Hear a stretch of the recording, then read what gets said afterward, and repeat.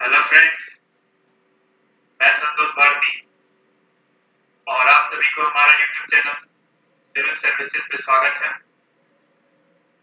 तो हम लोग का क्लासेस जो है बिल्कुल रेगुलर चल रहा है और जिस किसी को भी क्लासेस देखने के बाद डाउट होता है तो आप अपने डाउट को कमेंट में लिखें, मैं उस डाउट को क्लियर करूंगा। तो अब जो है हम लोग अपनी क्लास की ओर मूव करेंगे।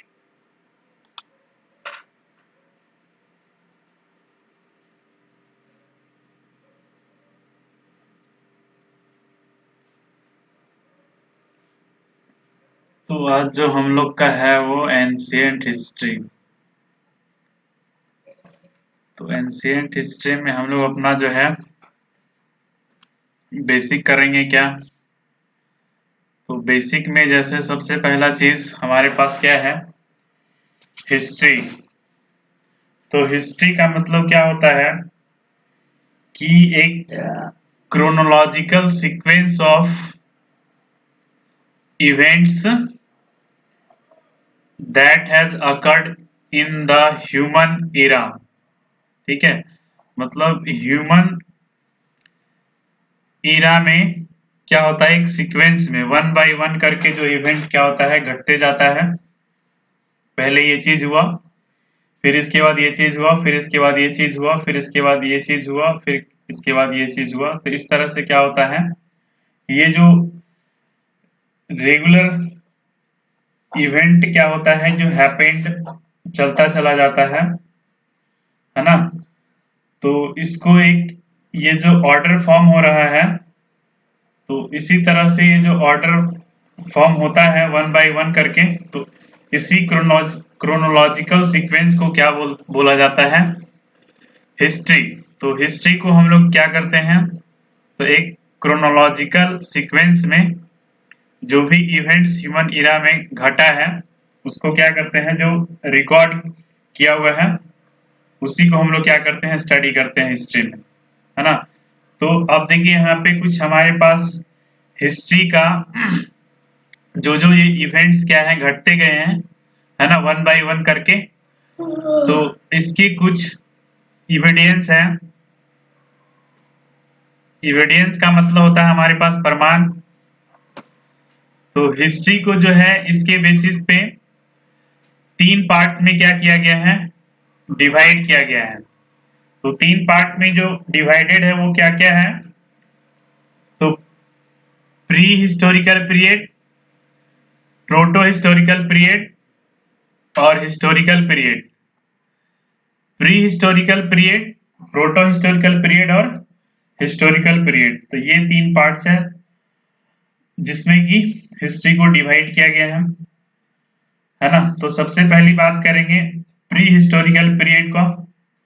तो प्री हिस्टोरिकल पीरियड अब देखेंगे यहाँ पे कि इसमें क्या होता है। तो it is said to such historic period where we obtain information या फिर knowledge on the basis of obtain evidences during excavation. Excavation के टाइम में मतलब कि जो खुदाई हुआ है ना, तो खुदाई के समय में जो कुछ भी क्या है वहां से हम लोग ऑब्टेन किए हैं, तो वो जो है एक हम लोग का क्या बन गया, वो प्रमाण बन गया जिसको हम लोग एविडेंस बोलते हैं।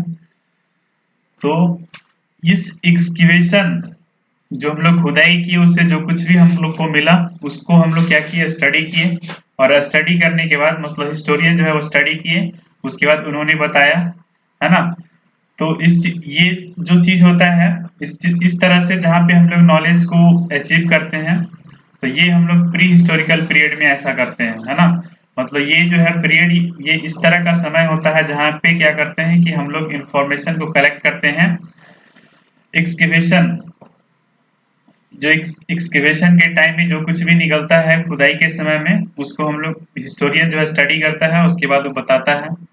तो ऐसा पीरियड को हिस्टोरिकल प्री हिस्टोरिकल पीरियड में रखा गया है। तो ड्यूरिंग, एक तो ये चीज हुआ कि यहाँ ये होता है, दूसरा क्या है, एक तो होता है कि इंफॉर्मेशन जो एक्सकेवेशन है मतलब खुदाई से जो कुछ भी निकलता है, जो ऑब्जेक्ट वगैरह निकलते हैं उसको क्या करता है हिस्टोरियन स्टडी करता है। दूसरा चीज क्या है कि कुछ लिटरेचर भी होता है उस समय का, है ना। तो उस समय के लिटरेचर से कुछ इंफॉर्मेशन गेन करते हैं, कलेक्ट करते हैं, और कुछ जो खुदाई हुआ सामान से उससे क्या करते हैं, तो कुछ इंफॉर्मेशन को कलेक्ट करते हैं। या फिर ये दोनों चीज से, एक तो लिटरेचर जो कुछ भी उस समय का किताबें हैं, और एक तो यहाँ पे ये जो एक्सकेवेशन के समय में जो क्या हुआ, कुछ ऑब्जेक्ट निकले उसको स्टडी किया।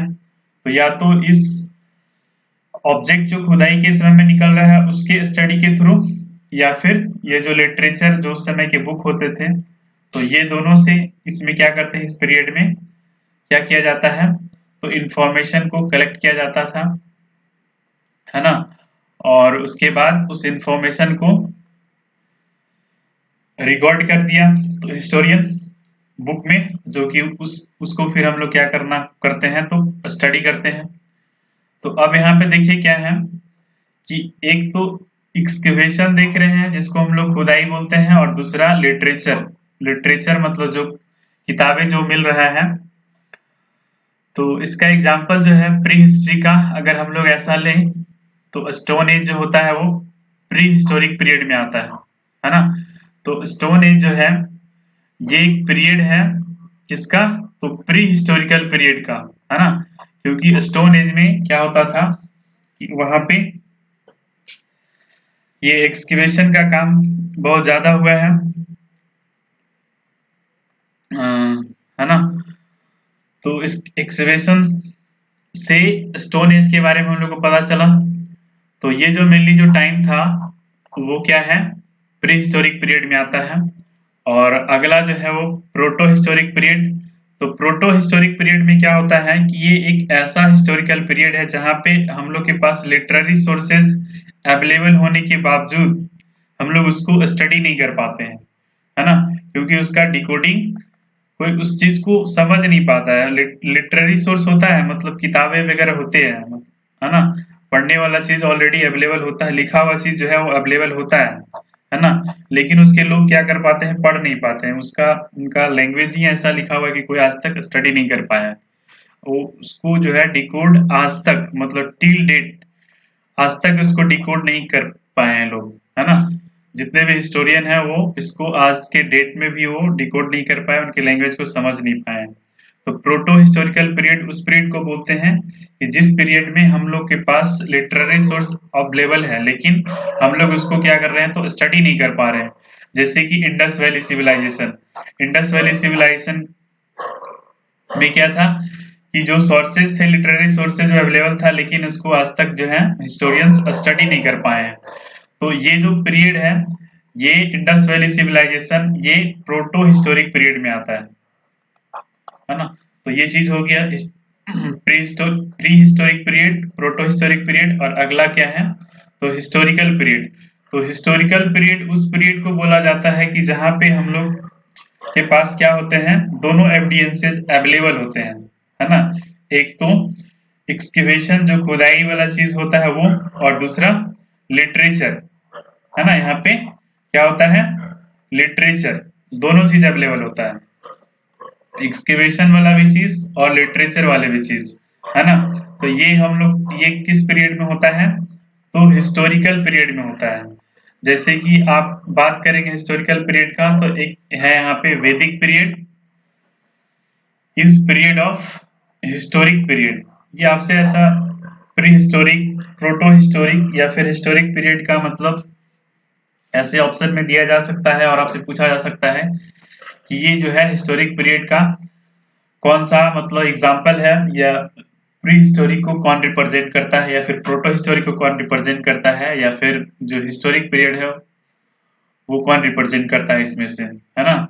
तो स्टोन एज देख ली कि ये पीरियड जो था वो प्री हिस्टोरिक का था, और इंडस वैली सिविलाइजेशन जो है ये प्रोटो हिस्टोरिक पीरियड का है, और वैदिक पीरियड जो है वो हिस्टोरिक पीरियड है। इस पीरियड में क्या है कि हमारे पास एक्सकेवेशन मतलब जो खुदाई होकर जो सामान निकला है, जो सोर्सेज है वो तो भी अवेलेबल है, साथ साथ किताबें भी अवेलेबल है ना। दोनों चीज यहाँ पे जब अवेलेबल होता है तो वो हिस्टोरिक पीरियड में आता है।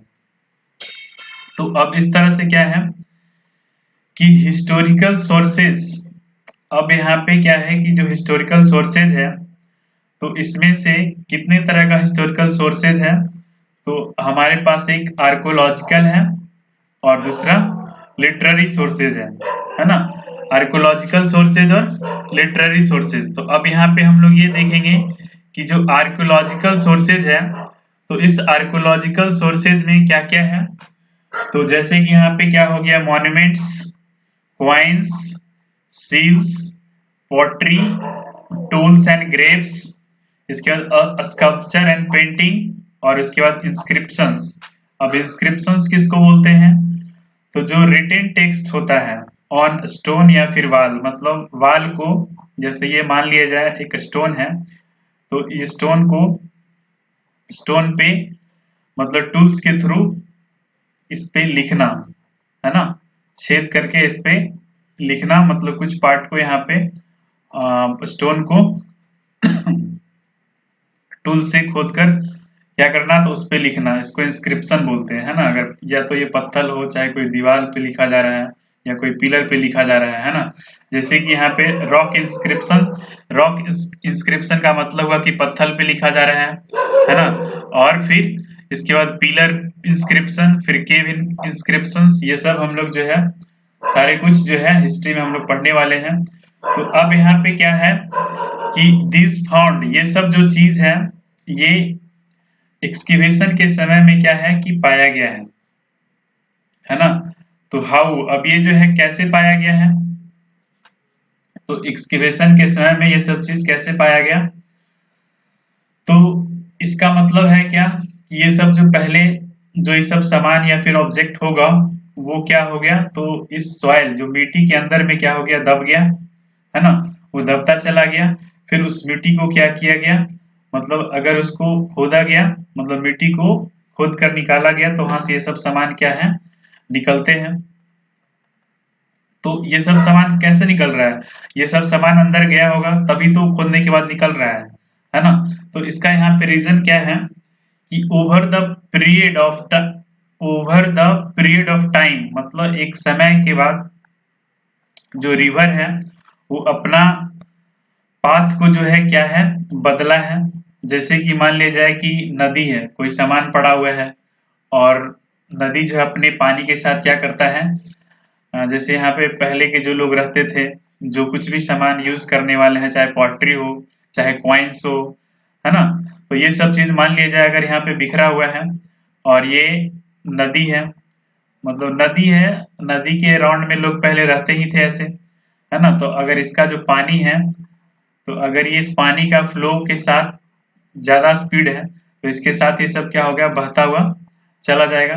फिर धीरे धीरे पानी के साथ क्या हो जाएगा, बहता चला जाएगा जहां तक, और कभी कहीं एक खास डिस्टेंस पे जाने के बाद क्या हो जाएगा, ये साइड में पड़ जाता है ना। उसके बाद फिर से क्या हुआ, इस पे वापस फिर बारिश, ये पानी आएगा, फिर ये क्या करेगा, पानी के साथ कैरी होगा, फिर कहीं पे जाके ये क्या हो जाएगा। तो अब वाटर में क्या होता है, कंकड़ पत्थर भी होता है, सेडिमेंट होता है। तो बाई चांस अब ये सब पे क्या हो गया कि पत्थर आ गया, पत्थर पड़ गया, मतलब इसमें पत्थर जमा हो गया। तो पत्थर जमा हो गया तो थोड़ा भारी हो गया, भारी हो गया मतलब ये दब गया। तो दब गया तो पानी के बहाव के साथ ये आगे जा नहीं सकता है। तो अब क्या हो जाएगा कि ये जो चीज है, जैसे कि यहाँ पे पॉटरी भी था, क्वाइन था, ये सब क्या हो जाएगा, तो ये सब सेडिमेंट जो है वाटर का, वाटर में जो सेडिमेंट्स था, मतलब जो कंकड़ पत्थर होता है, इसको दबा दिया। और फिर ये धीरे धीरे क्या हो जाएगा, इसी तरह से ईयर बाय ईयर, एक साल में थोड़ा सा दबा, फिर दूसरा साल में और इस पे पत्थर वगैरह आ जाएंगे, फिर इस तरह से तीसरे साल में, फिर चौथे साल में, इस तरह से बहुत सारे पत्थर क्या हो जाएंगे। ये जो, क्योंकि पानी के साथ क्या होता है, सेडिमेंट्स वगैरह आते रहते हैं, उसमें मिट्टी भी होता है, तो ये सब क्या होगा, उस चीज को दबाते जाएगा, धीरे धीरे ये क्या हो जाएगा, बहुत सारे जब साल हो जाएंगे ना, हजारों साल या लाखों साल के बाद क्या हो जाएगा, ये बहुत अंदर चला जाएगा, इस तरह से दबते दबते, है ना। तो वैसा ही कुछ हुआ होगा। और उसी को अगर कुछ समय बाद लोग क्या है कि उसको खुदाई करते हैं, तो जो चीज दबा है वो चीज क्या होता है कि जब हम उस मिट्टी को खोदते हैं तो क्या होता है, वहां से ये सब चीज निकलता है। तो जब ये सब चीज निकलता है, उसके बाद जो हिस्टोरियंस है वो क्या करते हैं, इसको स्टडी करते हैं कि कितना साल पुराना है, इससे पता लगाते हैं कि पहले के लोग जो है वो कैसे रहते होंगे और क्या खाते थे, क्या क्या यूज करते थे। तो इसी को स्टडी करके क्या करते हैं वो, मतलब एक डाटा को लिखते हैं, और लिखने के बाद फिर बुक्स में क्या होता है अपने थॉट के अकॉर्डिंग क्या करते हैं, लिखते हैं। तो फिर वही चीज को हम लोग क्या करते हैं हिस्ट्री में फिर पढ़ते हैं कि पहले के लोग ऐसे थे, ऐसे पहनते थे, उनका रहन सहन ये था, ये खाते थे, ये पालते थे, ये कैटल वगैरह रखते थे, है ना। तो इसी से फिर जाके हम लोग को क्या है ये सब चीज पता लगा है एंशिएंट हिस्ट्री के बारे में, है ना। तो यही चीज है। इसी तरह से क्या हुआ होगा कि मतलब एक समय के बाद इस तरह से नदी जो है अपना पाथ बदला होगा। जब पाथ बदला होगा तो यहाँ पे जो ये सब सामान है यही छूट गया होगा, फिर ये सब धीरे धीरे सेडिमेंट से क्या है दबता चला गया होगा, है ना। जैसे कि सपोज मान लीजिए एक हिमालय है, तो हिमालय से जैसे कि गंगा रिवर ओरिजिनेट होता है, तो अब ये गंगा रिवर क्या कर लिया, इसका बहुत सारे धाराएं निकल गया बहुत सारा धारा पानी का निकल गया, डेवलप हो गया, और लाखों साल में जाकर क्या हुआ, लाखों साल बाद क्या होता है ये ग्लेशियर बना। तो अब ये क्या हो गया कि ग्लेशियर बन गया लाखों साल बाद। तो अब इससे क्या होता है कि इस ग्लेशियर से ये रिवर जो है अब क्या होने लगता है कि ऑरिजिनेट होना शुरू हुआ। तो ड्यूरिंग ऑरिजिनेशन, मतलब ऑरिजिनेशन के समय मेनी टाइम्स रिवर जो है अपना क्या हुआ है कि रास्ता बदला होगा, पहले इधर होगा तो फिर ये इधर अपना रास्ता चेंज कर लिया होगा, फिर इधर चेंज कर लिया होगा, इधर चेंज कर लिया होगा। तो इस तरह से क्या हो रहा है कि अगर मान लिया जाए यहाँ पे कोई पहले के लोग मतलब नदी के किनारे ही होते थे, वो सामान उनका अगर जो कुछ भी है, जो पॉटरी वगैरह यूज करते थे या फिर कॉइन्स वगैरह जो यूज करते थे, मान लीजिए यहाँ था, है ना।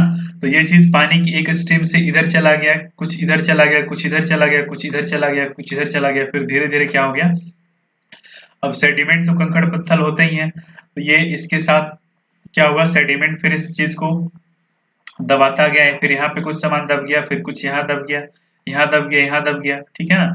इस तरह से मिट्टी में क्या हो गया, ये सब सामान दबता चला गया, और जो सामान दबा है उसी को क्या करते हैं, जब ये खुदाई होता है मतलब मिट्टी को खोदा जाता है यहाँ से, तो ये सब सामान निकलते हैं, है ना। तो यही वजह होगा, तभी क्या है ये सब पहले वाले सामान जो लोग यूज करते थे वो दबा होगा, तभी जो एक्सकेवेशन का काम हो रहा है ये सब चीज, जैसे मॉन्यूमेंट्स हो गया, कॉइन हो गया, पॉटरी हो गया, तभी ये सब क्या है आज के डेट में ये सब जो खुदाई होता है तो ये सब चीज निकलता है। फिर इसी से हिस्टोरियन क्या करते हैं अपना स्टडी करते हैं। तो ये चीजें हैं। तो इसी तरह से क्या होगा, या तो इरोजन हुआ होगा, फिर ये सेडिमेंटेशन की वजह से जब रिवर अपना पाथ चेंज किया होगा, है ना। तो ये रीजन है, ये सब सामान जो है ये सब की वजह से जो दब गया है, वही सामान क्या होता है जब खुदाई होता है तो फिर वो क्या होता है, निकलता है। तो ये चीजें हैं। तो this random act of changing the course of river over the period of time, so due to this excavation we obtain such thing, ठीक है। तो जब हम लोग खुदाई करते हैं तो ये सब चीज हम लोग को मिलता है। तो यही कारण है इसका, है ना। ये सब वजह रहा, इस यही सब कारण की वजह से क्या होता है कि आज के डेट में जब हम लोग क्या करते हैं मिट्टी को खोदते हैं तो अंदर से क्या होता है, निकलता है ये सब चीज। जैसे कि मॉन्यूमेंट्स हो गया, है ना, कॉइन्स जो कि पहले के लोग सिक्के वगैरह यूज करते थे, सिल्स जो पत्थर होता था, फिर पॉटरी, इसके बाद टूल्स, और उनका जो ग्रेफ वगैरह होते थे वो सब एटसेट्रा। ये सब चीज क्या होता है जब हम लोग एक्सकेवेशन करते हैं सब, तो ये सब चीज निकलता है ना। तो ये सब निकलने का वजह क्या है कि ये सब जो है चीजें सेडिमेंट्स की वजह से, मतलब ये सब दबता चला गया ईयर बाय ईयर, और फिर दबते दबते बहुत अंदर चला गया, फिर हम लोग जब एक्सकेवेशन करते हैं तो ये सब चीज निकलता है ना। तो ये तो हो गया एक्सकेवेशन वाली बातें। अब है कि मतलब लिटरेरी सोर्सेज में क्या होता है कि इन literary sources what, literary source में क्या हम लोग ऑब्टेन करते हैं, तो यहाँ पे क्या होता है कि किताबें होता है ना। लिटरेरी का मतलब लिटरेचर मतलब किताबें। तो लिटरेरी सोर्सेज में क्या क्या है, तो एक तो इंडियन लिटरेचर मतलब भारत के जो लोग लिखने वाले हैं वो, और कुछ यहाँ पे लोग भारत में जैसे कि घूमने आते थे बाहर से लोग, ट्रैवल चाइना से चाहे अरब से, तो अदर प्लेस अदर अलग अलग जगहों से क्या करते थे, पहले लोग घूमने आते थे, है ना, तो यहाँ के बारे में देखते थे कैसे क्या है, फिर वो सब किताब लिखते थे, है ना। तो एक तो वो चीज है, एक तो इंडियन लिटरेचर हो गया, दूसरा फॉरेन लिटरेचर जो घूमने आए वो लिखे। तो इंडियन लिटरेचर में भी क्या है कि रिलीजियस लिटरेचर होता है, जैसे कि हमारा रिलीजियस में बात करेंगे तो ब्राह्मणिकल लिटरेचर हो गया, बुद्धिस्ट लिटरेचर हो गया, इसके बाद जैन लिटरेचर हो गया, है ना। इसी तरह से फिर क्या है, एक नॉन रिलीजियस लिटरेचर। तो नॉन रिलीजियस लिटरेचर में क्या होता है कि एक हिस्टोरिकल सोर्सेज आता है और दूसरा संगम लिटरेचर आता है। तो अब ये चीज हो गया। फिर हम लोग बात करेंगे ब्राह्मणिकल लिटरेचर पे। तो ब्राह्मणिकल लिटरेचर में क्या होता है कि इसमें भी क्या है, तो एक श्रुति टेक्स्ट होता है और दूसरा स्मृति टेक्स्ट होता है। श्रुति टेक्स्ट और स्मृति टेक्स्ट। तो श्रुति टेक्स्ट में क्या है, वेदास, ब्रह्मणास, फिर अरण्यक, फिर उपनिषद। तो श्रुति टेक्स्ट में क्या क्या आता है, पहले नंबर पे वेदास, दूसरा ब्राह्मण्स, तीसरा अरण्यक और चौथा में उपनिषद। ये 4 श्रुति टेक्स्ट है।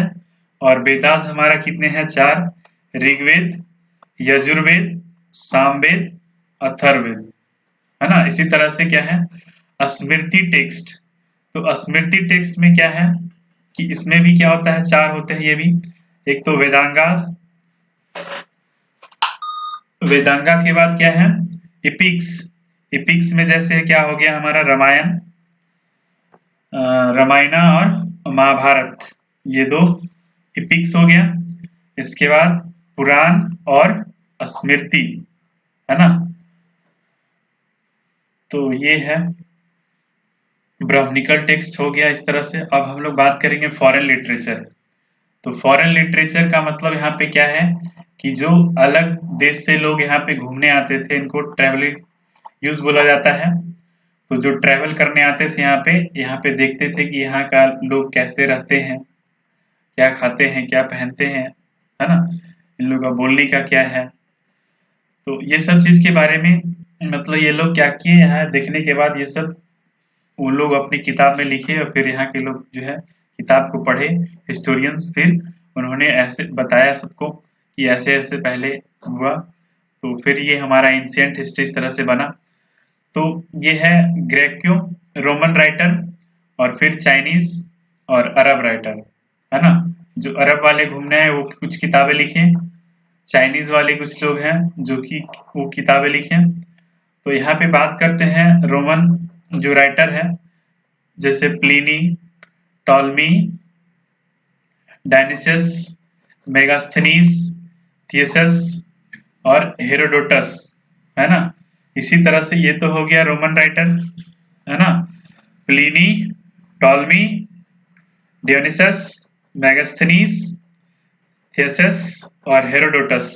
इस तरह से चाइनीज राइटर जो है वो फाहियान, शेंगिन, वेनस्युआन, तिशांगयान, यिजिंग या फिर तारानाथ, ये तिब्बत से आए थे।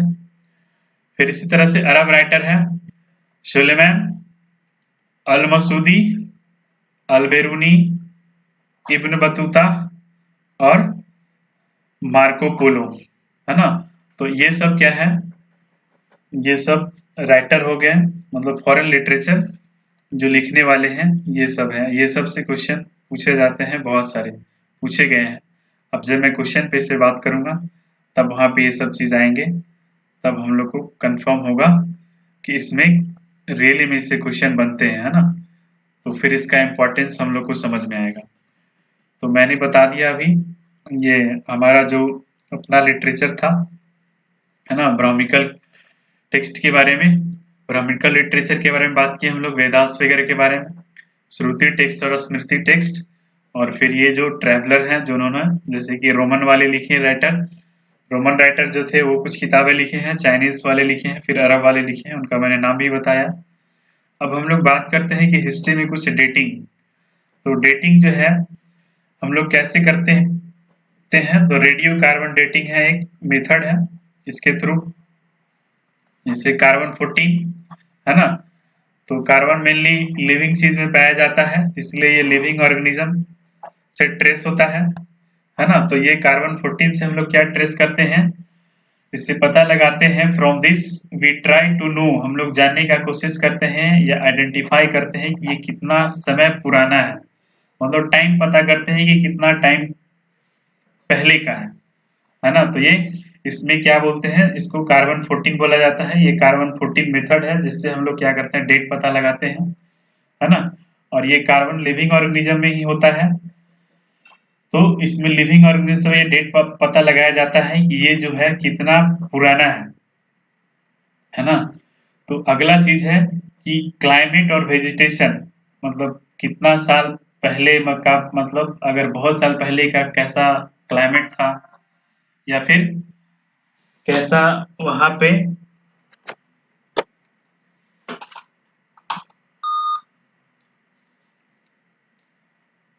हाँ